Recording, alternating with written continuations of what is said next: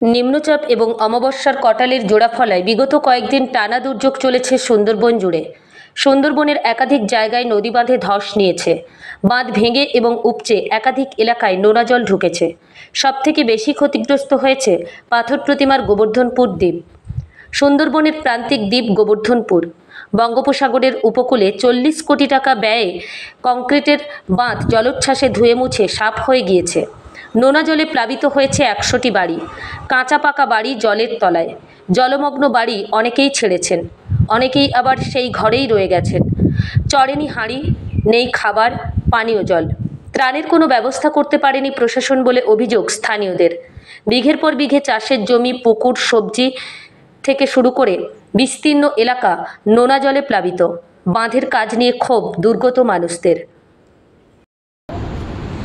এখন কি পরিস্থিতিতে আছেন, কি সমস্যা হচ্ছে? আমাদের সমস্যা, প্রচুর সমস্যা। এই জায়গা জমিন সব চলে গেছে, আর আমরা কি খেয়ে বাঁচবো? এখানে পড়ে আছি কোনো রকম এই নদীতে মাছ টাছ ধরলেই যাও টুকটাক চলে, না হলে খেতে পাই না। এই তো আজ কদিন নোয়া জল ঢুকছে, প্রচুর কষ্ট চলছে আমাদের। নোয়া জল আজ 4-5 দিন কেন নোয়া জল ঢুকে ভাত হাঁটাড়ি রান্না করতেও পারছি না, ঘরের ভিতরে জল। আর ছাগল গরু ব্যাগ ঘরের ভিতরে এখন পড়ে আছে। ভাটা হলে তাও জল বাড়ায়নি, আর খাওয়া দাওয়া এখন আর ঠিকঠাক হয়নি। জলওটুকু নেই, মানুষের শরীর মধ্যে টুকু জল ভালো পাচ্ছি না। প্রশাসনের তরফে কোনো ত্রাণ এসছে? কেউ আসে না, খাবারের ব্যবস্থাও না, আর কোনো ব্যবস্থা না, আর দেখতেও আসে না কেউ। কী করে আমরা বাঁচবো তোমরা একটু দেখো। তোমাদের উপরে সব কিছু, তোমরা যদি বাঁচতে জলের মধ্যেই আছেন? হ্যাঁ, জলের মধ্যে গরু গোয়াল টোয়াল সব ডুবে গেছে। আর দেখো আমাদের সেখানে যে প্রচুর কষ্টে আছে আমাদের গরু বাছুর। কতটা আতঙ্কিত? প্রচুর ছেলেপুলে কেলে রাত্রে হলে কি কান্না, আমাদের ঘরে কি অবস্থায় আছি আমরা সেটা বলতে পারবো না। আমরা কি করবো, কি দিয়ে কি বাঁচবো? এই জায়গা জমিনি সব কিছু চলে গেছে, আমরা আর কি দিয়ে বাঁচবো তোমরা বলো? জল টলটুকু নেই, কত কষ্টে আছি বেঁচে। কাজল আচার্য। দেখুন, এটা তো আমাদের কোনো টেকনিক্যাল পার্সন আমরা নই। টেকনিক্যাল পার্সনরা থেকে কাজটা করেছেন। সে সময় এই জাতীয় অভিযোগ কারোর কাছ থেকে আমাদের কাছে আসেনি।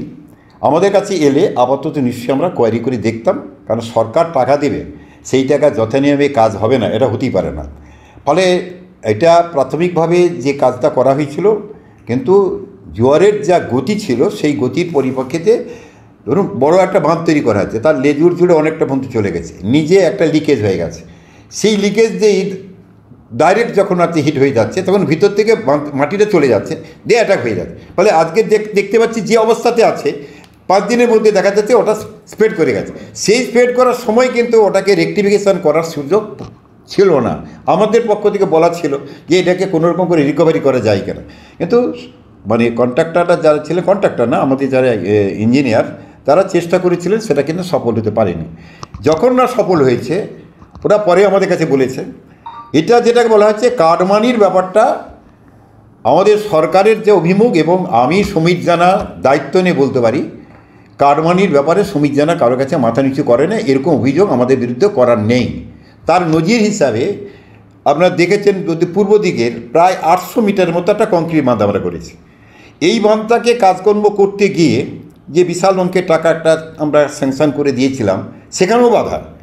আমি তখন বললাম, ভাই কাজের বাধা দিয়ে লাভ নেই, কাজটা করতে দাও। তখন ওরা বললেন যে না, আমরা সব দেখবো, মানে স্কিম সিমেট্রি প্যাটার্ন, তুমি দেখো, কোনো অসুবিধা নেই।